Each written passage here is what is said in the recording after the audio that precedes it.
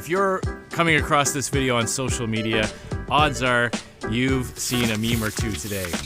Superintendent Chalmers, welcome. That'll plan. Lisa needs braces. You can't park that there, mate. One of my favorites is the "you had one job" meme.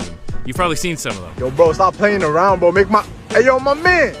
Hey, yo, my man. I like to think about what happened after all those things happened. I can bet you one thing. Anyone who painted those lines wrong or installed a doorway to nowhere didn't get a bonus.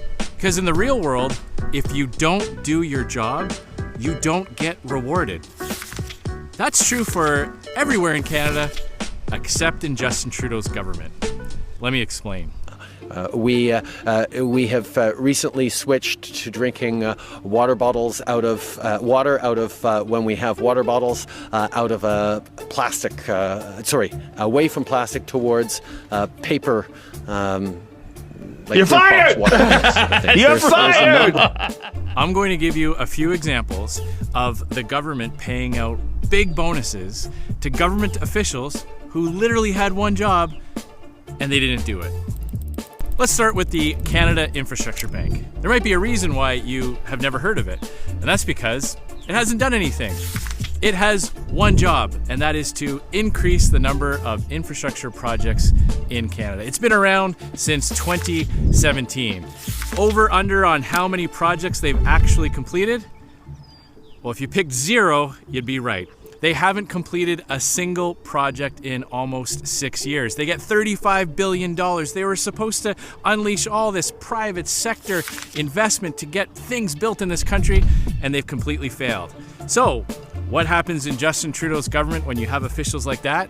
They get a big reward. $7.7 million in bonuses paid out to 100% of their senior management team. That works out to about $85,000 per person.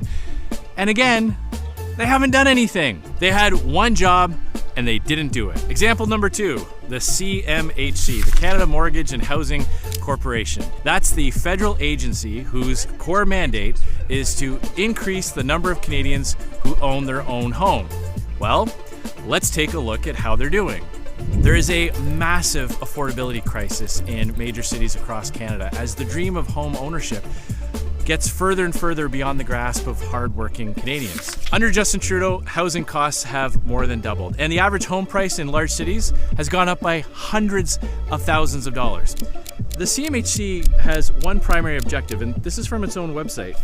It says they are, quote, driven by one goal: housing affordability for all. Now, in the midst of this crisis, the CMHC itself is admitting that new housing starts will go down. In fact, in 2023, there will be 60,000 fewer homes built than in 2021, just a few years ago. So what happens in Justin Trudeau's government when the CMHC fails so miserably? They get big bonuses. In fact, since 2020, the CMHC has paid out over $75 million in bonuses with your money. They had one job and they didn't do it. Now, example number 3, let's look at the Bank of Canada. The Bank of Canada has been in the news a lot over the last few years, all for the wrong reasons. The Bank of Canada has one main job, that is to keep inflation low. I don't need to tell you how badly they have failed at that. If you've walked down a grocery aisle in the last few months, you've seen prices skyrocket. If you've fueled up your car, if you're looking to buy a new home, you know that costs are rising across the country, across the board. They have utterly failed to keep inflation low. Interest rates are very low, and they're going to be there for a long time. And how are they tackling this crisis that they created? They're raising interest rates. So not only are you paying higher prices, but now you're paying more on your mortgage and your line of credit to try to offset that. A brutal double whammy. So after all of that failure, what happens in Justin Trudeau's government? The Bank of Canada gets big bonuses too. $20 million of your money after they utterly failed to do the one thing they're supposed to do. They paid themselves out bonuses. While you're struggling to make ends meet and keep up with rising costs, they're writing themselves big fat checks. They had one job, they didn't do it either.